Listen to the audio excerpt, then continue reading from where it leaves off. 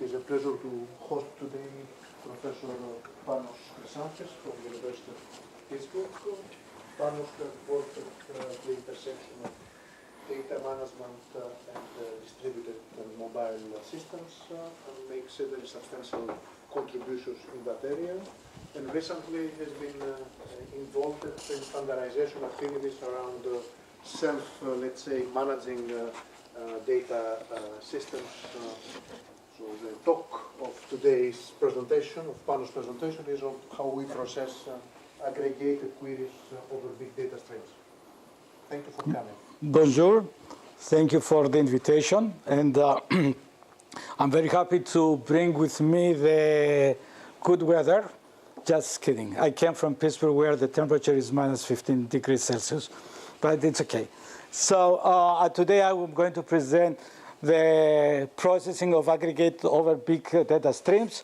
As all the academicians, we procrastinate until the last minute to come up with the title of your talk. Suddenly I got a message from Gabriel, says, oh, we need your talk and whatever, so I put this title very fast together. But actually, when I was putting the talk together, a more accurate title should have been Accelerating Real-Time Intelligence and Data Analytics. And I will focus on that part. So the content is the same, the title is different, slightly different from the advertised one. So the agenda for today, I'm going to introduce my group. And then after that, I will talk about what aggregate continuous queries are all about and the challenges. Then subsequently, I will talk about two of our contributions in that space, the WebShare and SlickDeque in optimizing these aggregated continuous queries. And then I will talk about a recent challenge with parallel execution of data stream processing systems. And I will introduce this scope of how to adapt to overloading situations. Finally, I will conclude. And by that time, I hope that you're going to get as excited as me about this work. So let's talk about my group. It's called Advanced Data Management Technology. It was founded back in '95 out of my NSF Career Award that focused on mobile data management. And actually, at that time, it was, as its logo says, very innovative in the sense that we say user-centric data management for network-centric applications. Nowadays, everybody talks about human in the loop. We talk about that human in the loop back 20 years ago. And the emphasis is not only to make the systems work fast, but to offer the best possible user experience. So user experience has always been one of our optimization criteria, rather than just throughput, response time, and so on and so forth. So again, just to give you a feel of what the group is all about, we don't call ourselves databases because we address the entire, this doesn't work, the entire data flow, data life cycle. From data dissemination, it was the first part that I already mentioned with a prototype about mobile data management operations. How do you do this on mobile devices? You might not recognize these devices. Some of you might. These are the first handheld devices, the Palm Pilot, as it used to be in the cell phones of that time.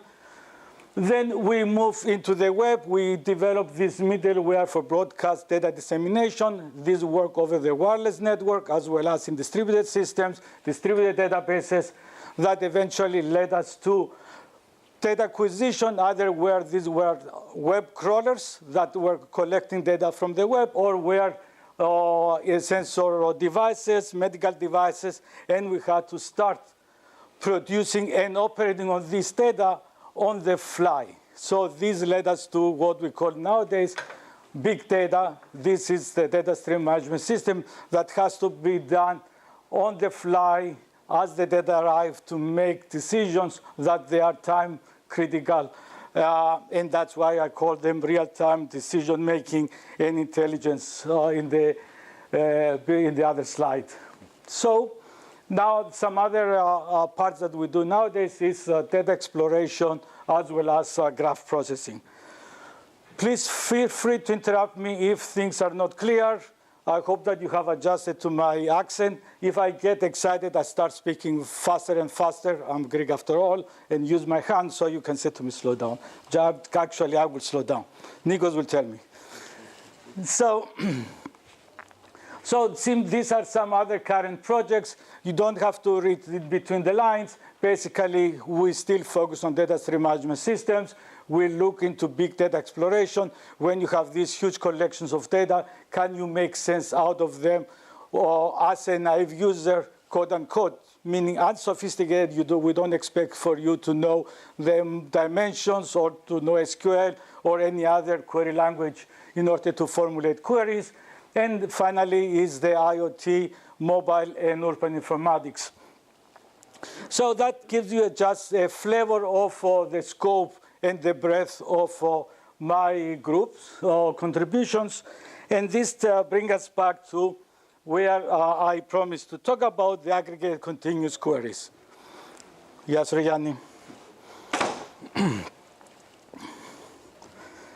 So Yanis was a student of mine back in the University of Pittsburgh. So, online analytics. What is the name of the game nowadays? Big data. Big data, for me, is not only huge volumes of static data, but actually are data that they are live, that they are generated at high speed, and they are unbound. They are variable, and it cannot be predicted, neither their values nor their speed. So, and now the challenge is how do you utilize and manage those data in one pass? These are infinite. They are coming in one pass. You cannot afford to store them in the secondary storage like in the traditional database management systems and then retrieve them in order to process them. You have to process them, ingest them in high speed as they arrive on the fly. And that is what is a big challenge. And the way to address this was to come up with a new system as opposed to the traditional database management system that we call data stream management system. And the game here is that you flipped the model. Instead of storing the data and then submitting queries, what you do, you store queries and then you submit the data, which the data basically are arriving in the form of data streams. And as they flow within the system, they are processed, manipulated, transformed, ingested, as might be the request from the application and the user. So in order to address this challenge, we built the Axios data stream management system in order to support this online real-time analytics by efficiently utilizing the resources as well as the operators. So as I said, the traditional way of doing things in the data stream management system is you register the continuous queries, could be detect fire conditions as the data arriving from sensors that are monitoring buildings or monitoring the forest, or could actually be an aggregated continuous query, the ones that I'm interested in particular because are the core of all the decision support systems, that it says compute the average temperature every 5 minutes of all the machines in a data center. So now this will allow me to see the health and monitor the health of a data center. I was planning to give you and highlight the challenges, but this morning I got this idea of, instead of me talking about the challenges, maybe I can illustrate it. They will come back, I hope. All right, girls, listen carefully. Okay. This is the racking department. Yes, ma'am. Now, the candy will pass by on this conveyor belt. Okay, it won't go, it won't work. Girls will pack it. Now, your job is to take each piece of candy and wrap it in one Why is big that? and then put it back on the belt. You understand? Yes. Okay, let's go back to this. Okay, it doesn't accept my video for some reason.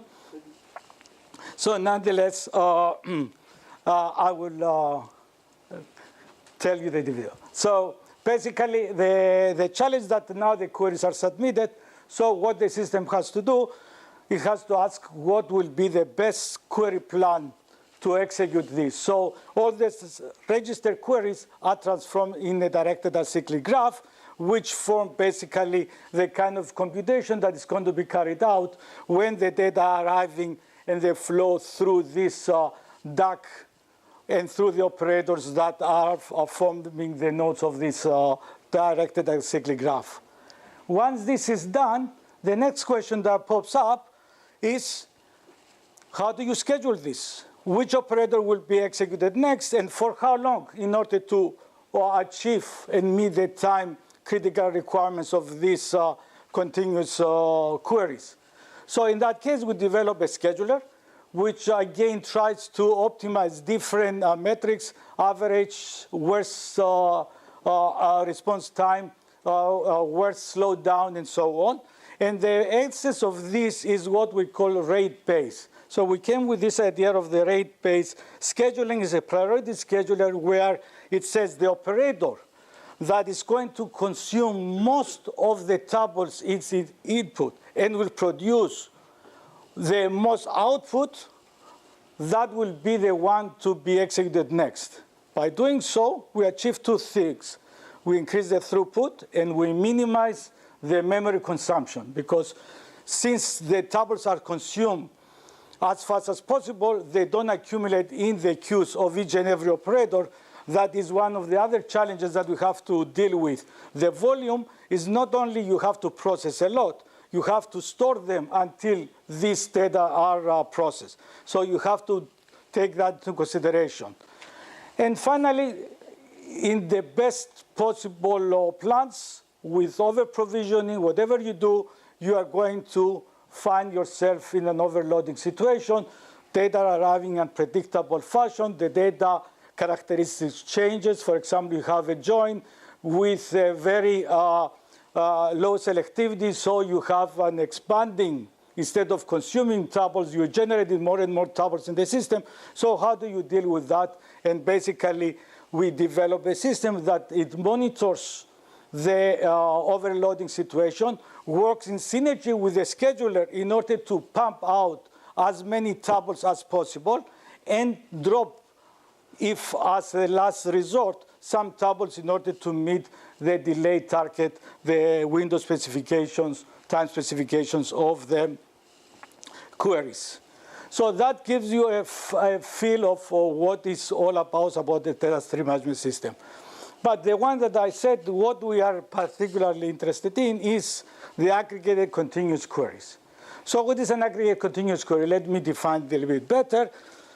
An example of such a query that monitoring traffic and traffic congestion will be give me the average speed on Route 76 for the last 60 seconds, reported every 5 seconds. So basically, we define the notion of a window in order to be able to process and reason out of this infinite length of streams. So you see them in well-defined boundaries, the windows.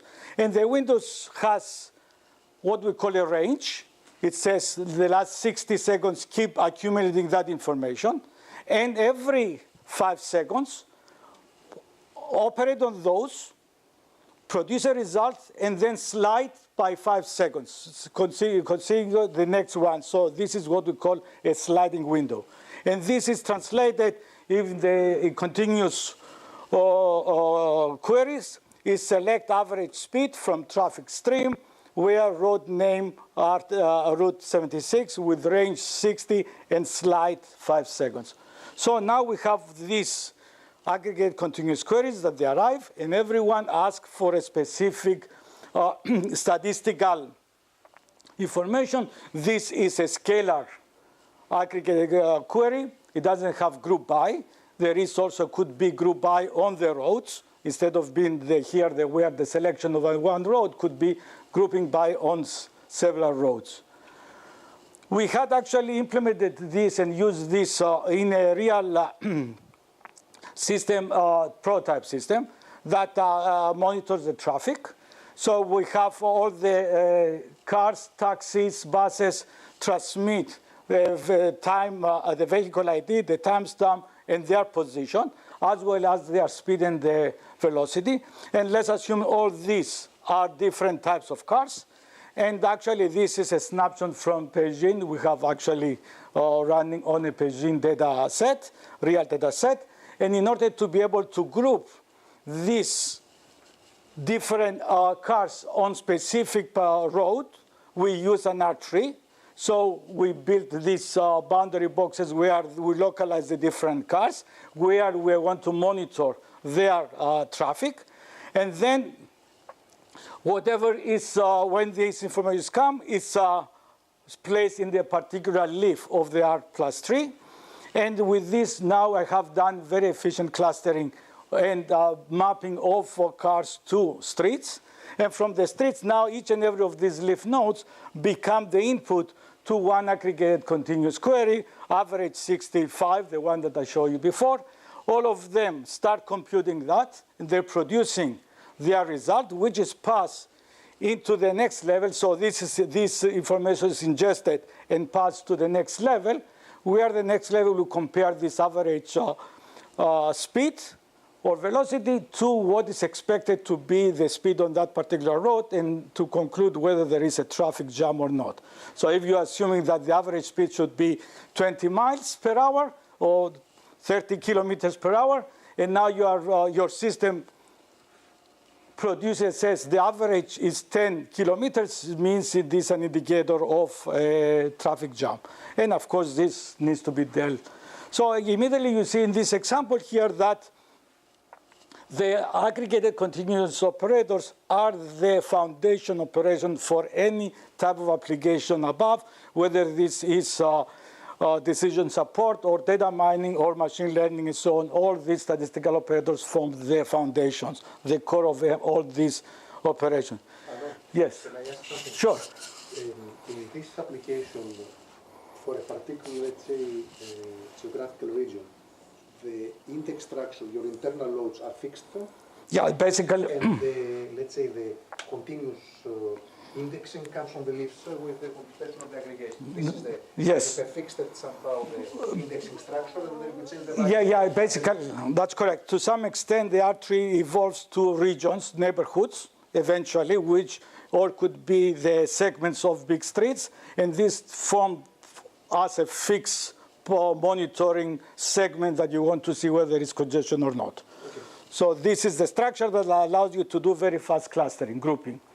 Not clustering in the sense of machine learning, mean grouping of, yes. Just to understand your system, the query plane is fully instantiated at the sink, or is it distributed over your monitoring system? So the query plan is deployed at the time when the system starts. Mm-hmm. So these are static. Where it is realized? Okay, the answer to that, in the real application that we have, we are assuming that all these are running in two levels. There is a central system and also on each and every traffic light. I didn't say the rest of the application that controls the traffic light. And so I guess that you need to convert the raw data into tuples in your system. Where this conversion is made? Could you please repeat that question? So your formalism with tuples. So usually system does not provide directly tuples. You have say API or what you want, database. I don't know what you use on your sensors, but you have to transform them into tuples. Yeah, basically this. Where is done this operation? So each and every car transmits periodically this information. So and the car emits tuples? Yeah, this emits that information where its location, speed, and all the cars periodically, every 2 seconds, every 5 seconds. Okay. So these are the different access points receive that. And usually the access points are strategically located like in the mobile phones. And then these are sent to some consolidators where they're carrying out the operation, they're monitoring a specific neighborhood. And then among themselves, afterwards, they share that information. And together, just to give you the big picture, there is computer, we assume there is a computer on each and every traffic light that times the signals. So now, basically, instead of being a priori static traffic lights, depending on the congestion or whatever, the traffic period of one direction might be longer than the other direction that does not have congestion or there is no car. So dynamically change in each and every intersection the traffic lights. And with this, you try to alleviate the congestion. Is that clear? Yeah. So actually, a similar situation exists in another application that we have, which we are monitoring the health of a data center. Basically, you have these farms of machines, and all these machines are executing in the cloud. There are multiple tenants, and now the operators want to make sure that everything works as expected. So all these machines periodically start transmitting information about their operation, the CPU consumption, memory, network 1, network 2, how much goes, temperatures, everything that is part of the system, it transmits that. And these are continuous data streams. And now these data streams, basically what we do, we ingest them again, and you are computing through continuous aggregate continuous queries, produce results that they are basically drive a display in the operator console, and then the operator will see on the console that there are these suspicious behaviors to investigate them further. You might say how this ties together. Just to give you an idea, all this is actually built out of the Pearson correlation coefficient. So basically, we compare live pairs of these data streams to see whether they are correlated positively or negatively, and if they correlated and exhibit abnormal behavior, then you see that there is something wrong that needs to be addressed. And if you notice how the Pearson correlation can be computed, there is a one-pass version that it computes 5 statistics, the covariant, and then the sum of one, and the sum of the second data stream, and they are squared. And if these are incrementally computed over some windows and sliding windows, then basically you can develop and come up with, based on some threshold of correlation coefficient more than 0.8, then you say these are correlated, these exhibit abnormal behavior, then notify the operators and so on. And we have come up with a system that does that, and Pulse Secure is using it partially to monitor their network. So hopefully with this I have motivated you to see the importance of being able to process these continuous aggregated queries. And the 3 research questions that we have asked from the very beginning is how to optimize the processing of these individual ACQs. How do we actually process and optimize multiple of these ACQs? And in the last part is how do you scale these ACQs if you process them in a parallel or distributed environment? So at this point, let me go and tell you about answering the first 2 questions. Actually, the first 2 questions, we answered them in an inverse order. We answered the question 2 first, and then we went back to question 1. So the question 2, we come up with the state-of-the-art, still the state-of-the-art of Query Optimizer. And let me give you an idea about this. So as the title of the slide says, the standard way of computing aggregations is through what we call incremental aggregation processing. The incremental aggregation process implements the aggregation in 2 operations. So the first operation is, as this example shows, that as the input data arrive, they are grouped based, let's use for the sake of simplicity, based on time. It could be based on count, how many tuples. So every 3 seconds, I want to see exactly how much tuples have arrived, and then compute their, in this case, their average. So instead of computing and waiting for all the range 9 to be computed, I will do it incrementally. For every 3 seconds, I will compute the average. as part of the sub-aggregation, the partial aggregator, and store it to be used finally from the final aggregator. So every 3 here will be 1, 2, 3, 4, 5 will be find the average, store there. Then the next 3 seconds, only 3 tuples arrive. You find the average of that. And then in the following ones is 1, 2, 3, 4, 5, 6 arrive. You find the average, and you store them here. And now every time that you want to produce a final result, since the range is 9, I will consume 3 of these sub-aggregations, compute the final one, and then throw the sub-aggregation at the front out. Because I have used it, I'm not going to use it subsequently. So in that case, I have very efficiently reused information that was produced. So it produced these fragments, as we used to call them. And this can be used multiple times, as many times these fall within a specific window, a specific range. Is that clear? Yes. I understand what you propose. Did you also look at other solutions for average?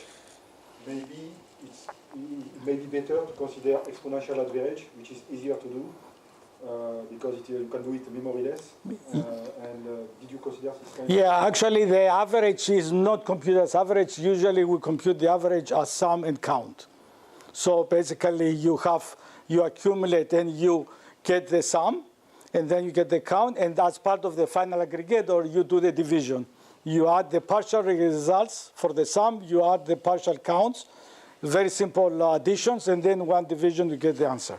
So yes, there is some other ways to do the average, the mean, and so on.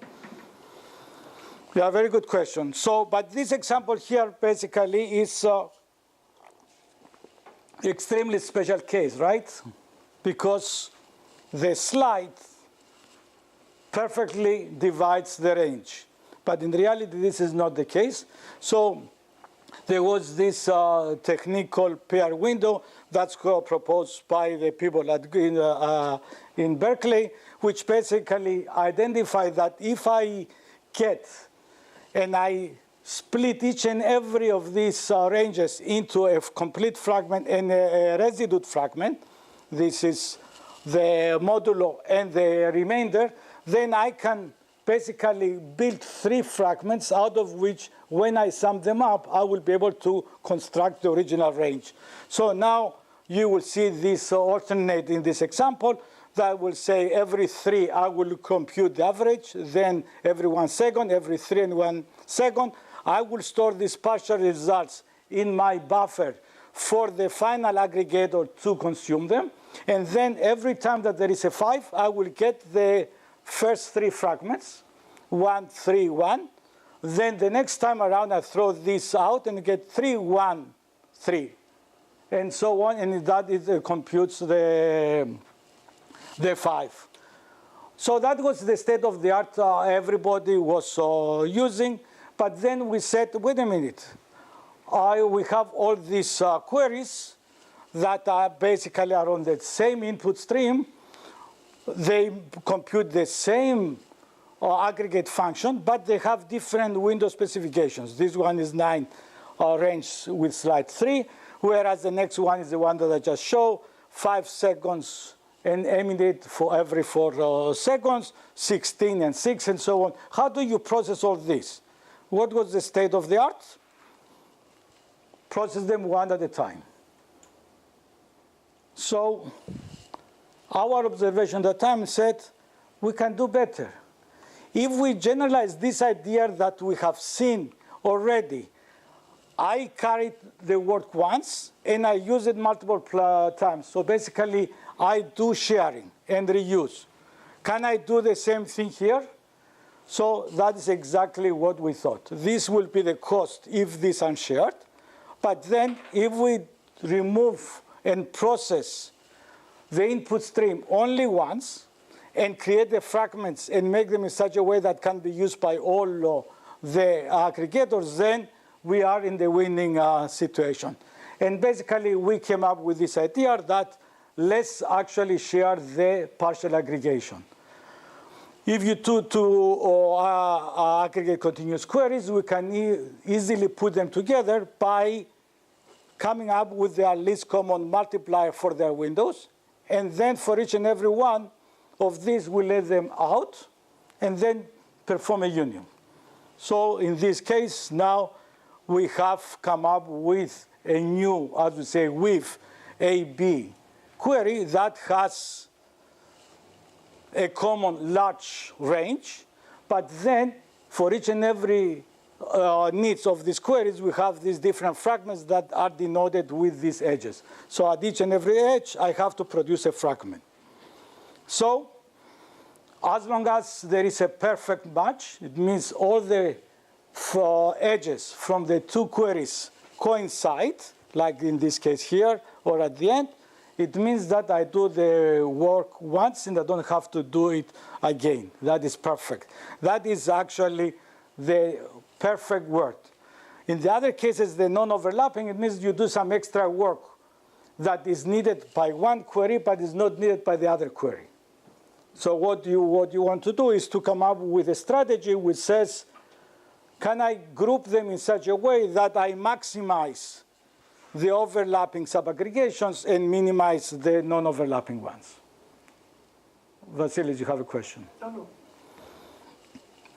And this is exactly with the notion of waveability that we formalize. But the optimization goal, as I already articulated, basically given a set of input aggregate queries, what we want to selectively group them into trees such that you minimize the unnecessary subaggregations to support the final aggregation of these queries.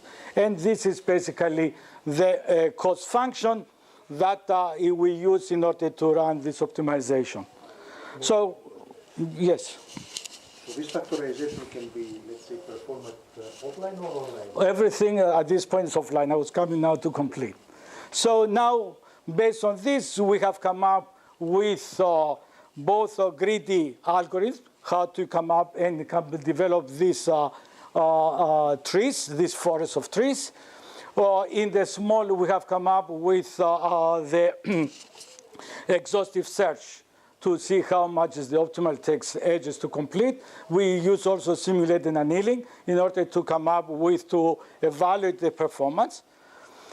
These were the offline. And don't forget, for this kind of an environment where all the queries are submitted and are known a priori and they're going to execute for a long time, we can always afford to spend time to optimize them, as opposed to the ad hoc queries in the traditional database management system, where we make an attempt to optimize them, but if they're going to execute only once, the trade-off doesn't pay.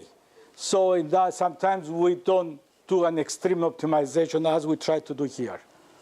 Coming back to your Vasilis question, once the network is built, new queries are submitted and old queries are removed. So in that case, we have a dynamic way of incrementally incorporating these queries. And we are monitoring how much they deviate with respect to the cost, because you try to do your best guess how it's going to fit, but maybe the new mix of aggregate continuous queries demand full recomputation. So we have a criterion where after a point when the slope of the cost performance is deviates by a percentage, then this triggers recomputation. So you continue for some time, but with the less efficient query plan, but then you go back and start and install the new query plan. So that is basically the answer to your question.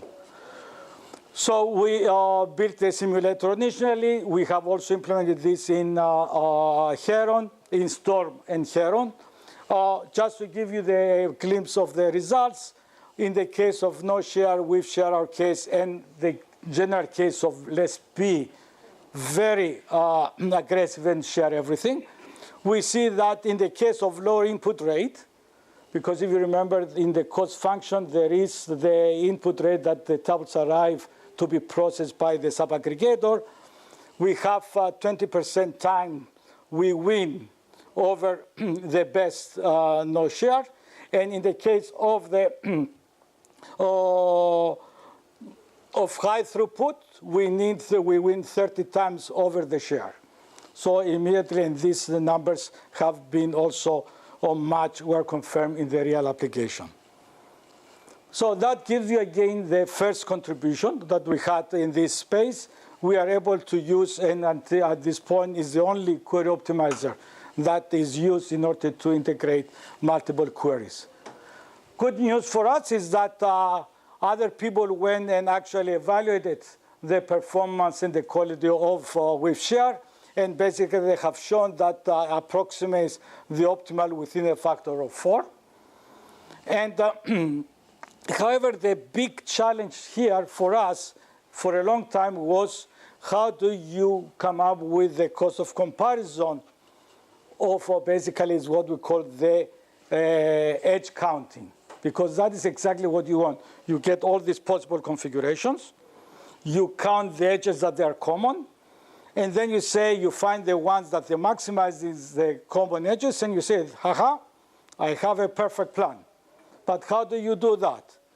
So that is actually the next challenge that we face, how to optimize the optimizer. We wanted to be as quickly as possible, even though I told you the story that I can afford to optimize it because everything is known and it's going to run for a long time. Still, you want to finish with hours rather than, or minutes rather than days or months. So that was exactly the big challenge. And I'm going to give you a very high level view of this challenge. In the case of the original approach, we were doing counting. It was pure counting. We're using a bitmap. You map, as I did in the previous slide, you map this and you iterate, you loop through each and every of these bitmaps, and you find the common bits, and you count them. Basically, you do ends. So that was actually, it took very long time, and also demanded a long space, or large space, if you have many queries, and you have to find the least common multiplier that could grow quite large. So finally, after 4 years of a lot of work and also debating with theoreticians, we could actually talk to people counting theoreticians in Wisconsin-Madison, we came up with a closed formula. The closed formula basically is an alternating series of sums of inverse least common multipliers. And basically what is, just to give you the idea, how this works is that we wanted to make sure that our comparisons were very fast. But in the case that we have these complex queries with the two fragments that they were not perfect aligned, we thought of splitting them into two. So now we split each and every complex, let's call it aggregate continuous query, complex time specification, meaning into two separate ones. Now, so in this case, we have the 1, the 2, and 4. We're going to have the 0 that I shifted, and now I have these regular spaces. Can you see that? So instead of having 1, 6, on the right-hand side, 1, 6, 8, I will split them and say, no, I will have 1, 8, plus 6, 14, plus 6. So I have this regular time series, the intervals. That was exactly. So by doing that, I have better way to manipulate. So I preserve the original edges, but I treat them as independent queries. And then I can now pairwise detect their overlaps, much more efficient, an end. And this end, actually, we were able to convert it into this formula that improves this correctness. I've spared you the math now, but now we had a very quick way to see if we start building these least common multipliers, whether there is a possibility of overlap or not. And by doing that, whatever was not eliminated, so it's very fast pruning, we're doing the counting as with that formula. So we repeated these experiments as we did before with this new formula. And we tested, for example, the scalability of the number of ACQs. This was the bitmap that when it will reach the 550 ACQs with random windows, it was choking. It could not process. Whereas the F1 formula, we hit 1 million without any difficulty. And that was the reason, because with this 550, with varying window specifications and unpredictable least common multiplier, could exhaust the whole 96 RAM of memory. Actually, we did compression. We did a number of other tricks in order to overcome that. But still, it was not a clean solution as the F1 formula. Then also, we tested the length of the sliding windows.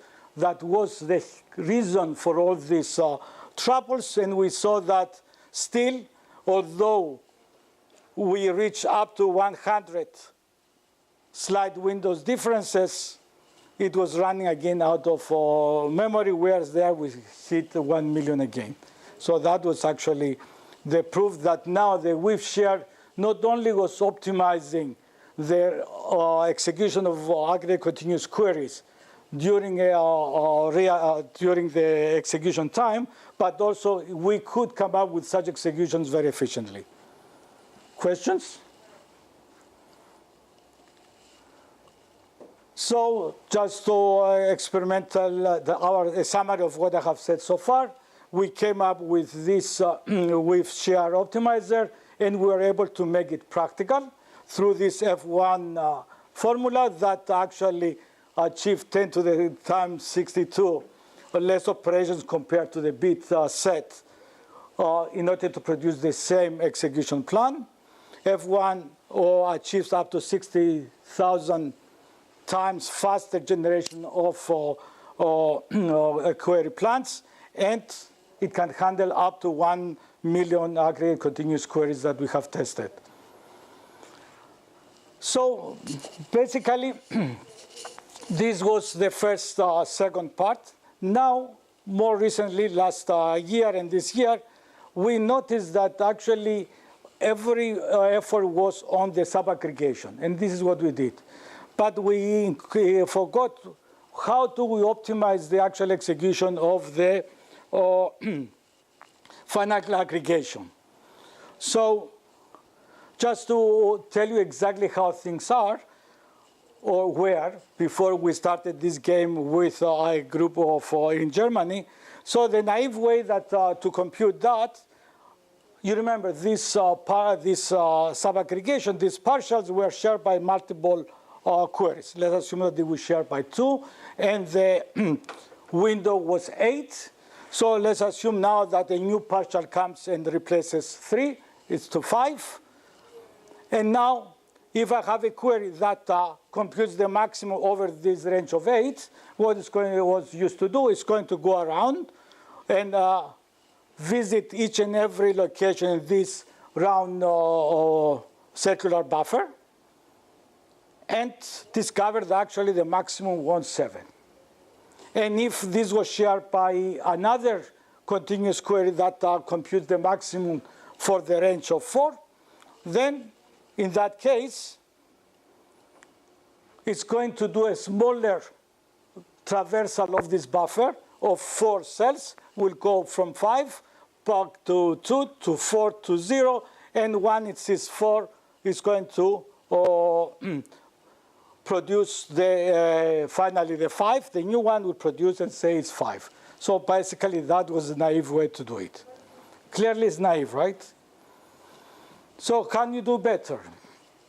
The complexity is over. So now the game has started. So IBM came up and said, we are going to do the flat FAT. It basically computes the standard way that we do arithmetic. I have the tree. Here, this is my buffer. This is the window. And then I will start computing and propagate the operations up to the tree. And basically, you will find the whole answer to the root of the tree. And there was a variation of that in VLTB-04 in a different context. And all this is what we call the tree-based computation of the final aggregation. Time complexity is log n, and the worst latency is log n. It's basically a tree. fast improvement over the low order of n that is the naive. Now, as we said, can we do better than that? So instead of looking at the tree, basically we came with what called the flat structures. So we use, instead of a tree, we use arrays. And to some extent, someone might think that what we did is that we collapse the inner nodes and the root to the level of the leaves and operate on the leaves without expanding the memory and so on. So this gave us, from the flat FAT, we produced the flat fit in DBM 17. And that had a complexity of constant 3 operations. So basically, we use caching to store the intermediate nodes and then jump from one location to the other location. When you are, instead of traversing each and every cell in the circular buffer, at some point, you read the value, and then you jump to where you're going to find the answer. So now you have much less operations and comparisons to carry it out. So it was in constant 3 operations we get the answer. In the worst case, when you have to reinitialize your buffer, everything was n. So then DABA in depth 17 came and says, no, we can do better than flat fit. And actually they did. They used 2 buffers instead of 1 buffer that we use. And they did a trade-off. We said the constant will be 5 operation, but the worst latency spike is going to be 8. So I'm going to say normal processing will be, I will trade it off from 3 to 5, but I substantially improve the worst case. So of course we could not accept that challenge. So we came with another challenge that we beat them. It's called the SlickDeque, final aggregation. And basically the trick that actually made us to perform better than DABA was that until DABA, all of us, we have tried to come up with a uniform treatment of all the aggregated continuous queries, all the aggregated functions. Let me put it very simple. Everybody was saying both invertible or not invertible, like maximum, non-invertible, or invertible like the sum. We're going to treat them in the same way, uniform way. In our case, we said, no, let's take advantage of the semantics of these operations and utilize them towards our advantage. And by doing so, basically, we came up with 2 different approaches for the SlickDeque invertible and SlickDeque non-invertible. And by doing that, we were able basically to achieve better performance. For the interest of time, I will skip over this because I want to jump to the other part. So, but now at least I gave you the intuition. Now, basically, in the case that I have invertible, I can do incremental computation, and then very efficiently, I can join and compute these averages by the sliding window, almost the way that I have described before. And then using a hash table, I can very fast identify what will be the maximum value, for example. And for the non-invertible, the intuition is that it's pruning. Let me put this an interesting part. Let's assume that I have a range 3, slide 1, and maximum 6. Is the maximum 6 in this first range. And then when 0 shows up, I know that there is no possibility to beat 6, so I drop it. So now what I'm going to do, effectively, I'm compressing the window. And every time that something comes, either I keep it because there is a possibility to become maximum in a subsequent window, or it's of no hope, in which case I remove it. So in that case, this is 5, the 6, we start with 6, then becomes 5, it stays the 6 is high, the 0 comes, we don't have to even to think about it, we drop it, the 1 comes, but 6 is dropped, so 5 becomes the first in line, and we continue with that. 1, since 3 show up, there is no possibility for 1 to become maximum, so it's dropped. And if you have a range 5, again, you can do the same thing. And whatever was dropped for the 1 is dropped for all the other windows of the maximum. So that is basically very efficiently you compute the maximum in this case. Here is an animation with the data structure. We perform theoretical analysis that show that SlickDeque has the highest throughput. And also we show what is the worst theoretical latency. And our experimental results confirm those. And here is the latency that I talked about. That DAPA used to be the best with the 2 stack, and now we are the ones who beat both of those. Yes. But now the interesting thing that I wanted to finish in the next 7 minutes, which is a big challenge, is how we address the third. So we have the parallel and the distributed environment. In the case of the distributed environment, we basically extended the width share in a way that works in synergy with the load balancing. So you try to come up with strategies how to weave and group at the same time so that when you have n nodes, you are given n nodes in Amazon, you try to bring them exactly more or less the same load so that when the data streams are produced, given the load, they're going to be more or less synchronized in producing their results. And we have come up with exhaustive evaluation analysis. And just to give you an idea of the weave group to nodes, it's more beneficial for the clients because they pay less.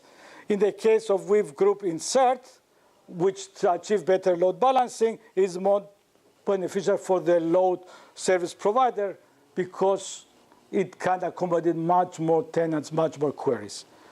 But the things have changed dramatically when we move now to the multi-core environments. The multi-core environments, although seemingly looks like a distributed environment, actually is not. You have to process the data in a different way. And the way that we process the data in the case of the parallel execution, you would get the query like this one, bus times delay route, which says find that for a duration of 10 minutes with the slide 5, find me the mean and group by the route. So now this is a group aggregation.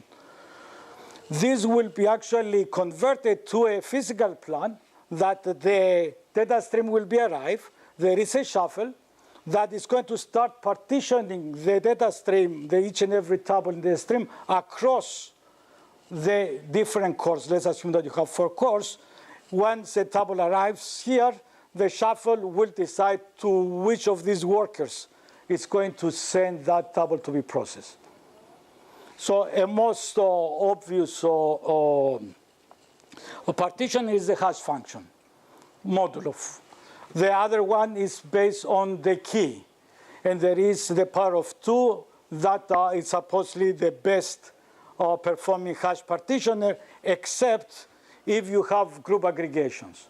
So in VLTB 17, we came up with actually a partitioner that works and better than the power of 2 partitioner, the use of 2 hash functions produced by the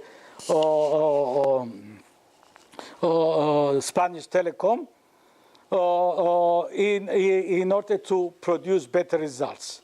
But actually, the interesting part that I was supposed to talk to you about today was that even if you do the best strategy to meet the time requirements for producing these results that they have some specific time delays, let's assume everything should be less than 50 milliseconds, that is great. But sometimes, actually, you will have some skewness because of your partitioner. Let's say you use the hash partitioning, and the selectivity of the keys is such that actually skews all the tuples towards one worker, and the worker now is overloaded. So it cannot cope with that.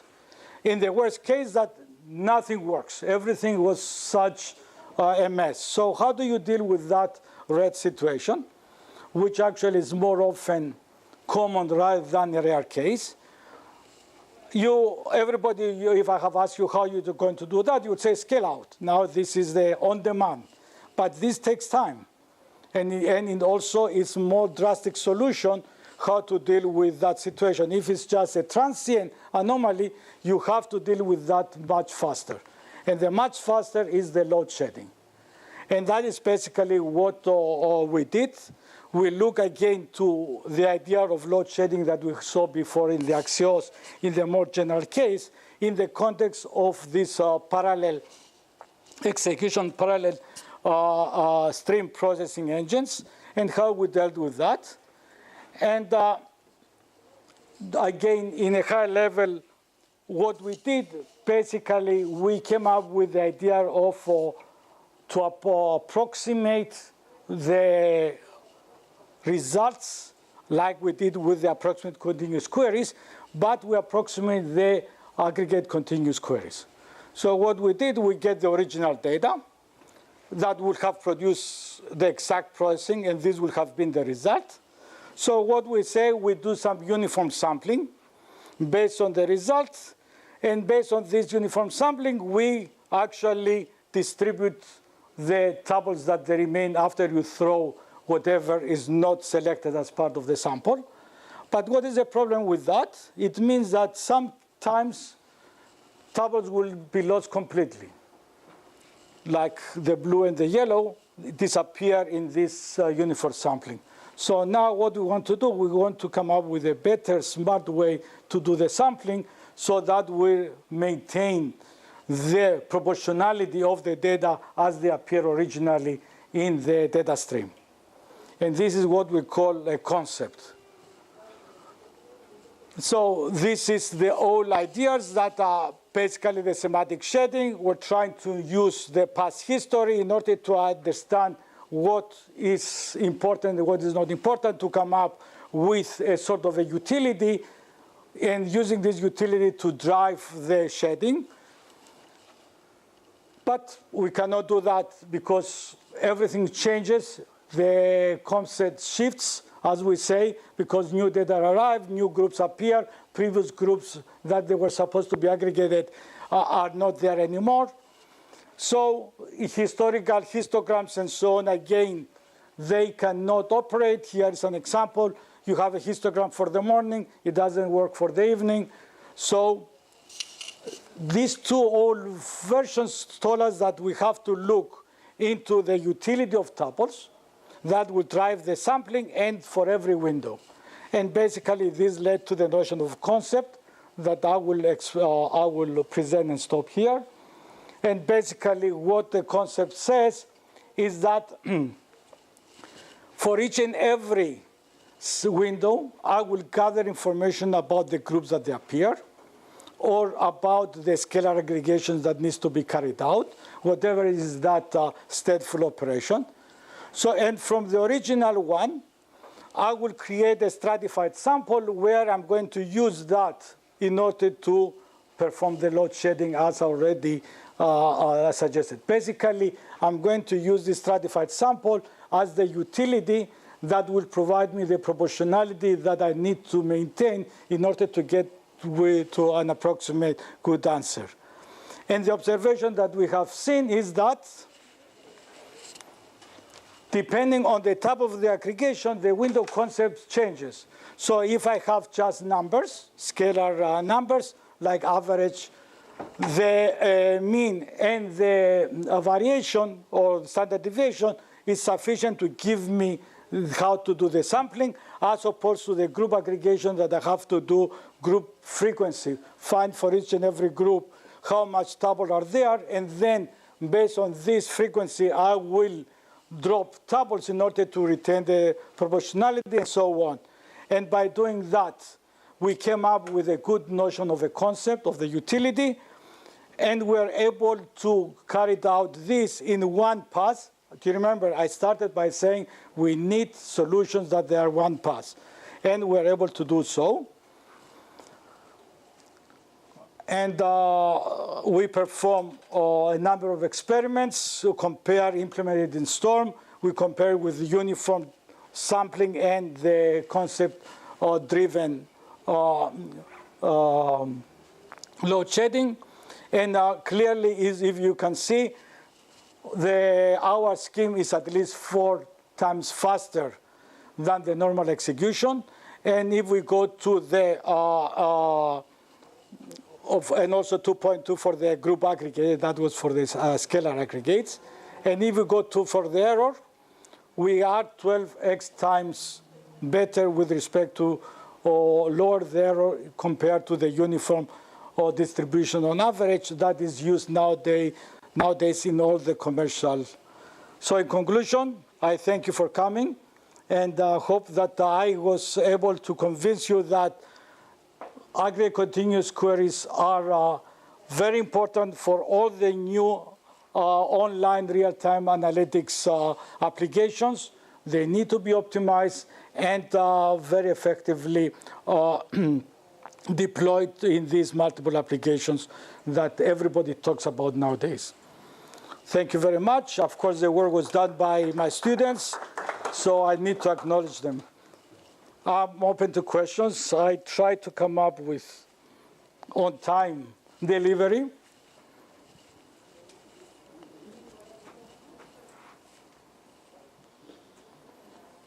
I have a comment. Comment. Now, for the future, you have to work with multivariate statistics, so we can actually do machine learning as the next step. Yes. Actually, that is something that is a discussion that I had also with Vasilis in some respect. These were the foundation operators. What are the other operators that actually can be optimized and pushed down as low as possible, so that a lot of work is done at the edge, at the level of the data stream management system, rather than me computing the basic components so in other words, can I implement the Pearson coefficient, since I use that, at the lowest level, rather than computing the 5 statistics and then pass them to the next level for processing? Yeah, that will be an interesting challenge, and also goes with your question about the alternative computations of average, and there is a lot of work actually done with compared to holistic and non-holistic operations, because whatever is not holistic, the distributed and associative, they can be manipulated much more efficiently, incrementally. The holistic, you need to see the whole stream. And again, in the case of the holistic, if you are not, and takes me back to the importance of the concept-driven and this stratified sampling, if you are not careful what to drop, you might drop all the tables from a whole group, so you lose completely the picture. So you have to make sure that you retain at least one representative from each and every group that appears in order to reason about. Yeah, that is actually a whole PhD, 2 PhDs. Yeah, at least. Any other question, comment? Unfortunately, I had a very cute video to start the whole thing and set up but unfortunately it was not working. But what I can do, if it's okay, I have one more question. I'm listening. Yes. The question. Yes. I was wondering, when you issue a query, you have a from clause, which characterize the data sources you want to query. And so in your first example, you said that it was a car providing some data. So how cars are aware of the object they belong to?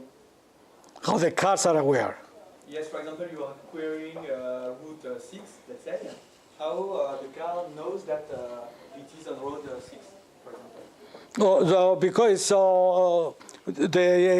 you have the latitude and the longitude, you know the coordinates, and these are transmitted, so you know where you are. It's like any GPS system that performs localization. Okay, so the car, depending on its location, decide to answer or not to the query? Yes. Okay. So, but let me try to... Is the query decide which of the data are relevant for the answer? Can I ask you something very general? Sure. If we have just 1 second. I have too many seconds. I think the main processing model for this work started from a centralized machine and then extended to multi-core. Actually, to distribute first and then to multi-core. Okay. Yeah. So the question is, to this problem, okay, is it the new, the emerging architecture of fog edge asking, having new requirements, posing, raising new problems? Sure. So just your impression on that. Yeah. So again, then the fog and edge computing to some extent falls more under the distributed environment as opposed to the parallel processing environment. And to that extent, back in 2011, we have looked into this edge computing where the edges were mobile devices. So now you have these queries, they were submitted by mobile users. And now you have to transmit the final answer to the mobile user. So in the traditional way, you say you have the data stream management system, carries out the computation, as I showed before, and then the output operator transmits it to the mobile device. But we have noticed actually many times the output is very large. And if you could have actually transmit the last operator, and that operator be carried out, the final result, the final aggregator to be carried out on the mobile device was cheaper, both with respect to transmission cost, money-wise, energy-wise, and also the computation was very simple to be carried out on the mobile device. So this is exactly what I see with the edge computing. Now is how do you decide when you get this network of operators, how to slice and dice it and push the different operators to the edge, and then decide how you do this trade-off. The trade-off is you want to minimize the computation, to minimize the transmission of data from the central to the edge, or the edge carries out some of the operations filtering and then transmit the data to the central location. Either way is the same. So basically what you want to do, you want to minimize the communication and carry as much as the computation as possible to the site that can do it effectively. Is that clear? Yeah. So any other question? So let me show you this, which I think captures the whole challenge. And now, the candy will pass by on this conveyor belt and continue into the next room where the girls will pack it. Now, your job is to take each piece of candy and wrap it in one of these papers and then put it back on the belt. That's You me and my understand? email. Yes, sir. Yes, ma'am. this is your email. So,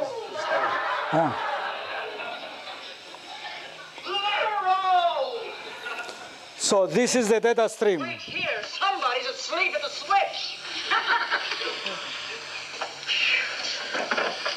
So this is I Love Lucy. It was a very famous sitcom in the United States in the 60s. This is the 4th department I've been in. So these are the queries. The continuous queries are the operators. All right, girls. Now, this is your last chance. If one piece of candy gets past you and into the packing room unwrapped, you're fired. Yes, ma'am. Hello! So this is the data stream with the scheduler that sends them in a specific rate, and the operators is to wrap them. It's, So this is easier. Yeah, we can handle this, okay?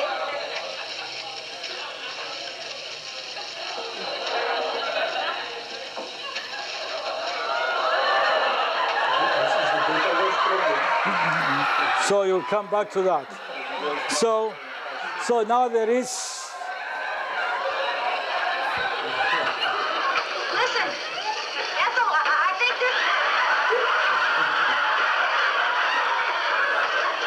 we're fighting a losing game.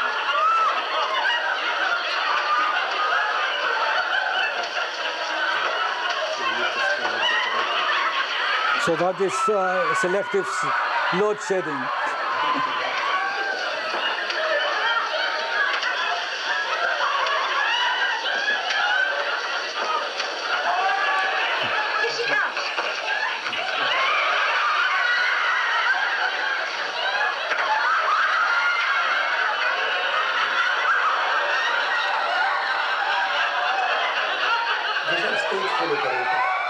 That's correct.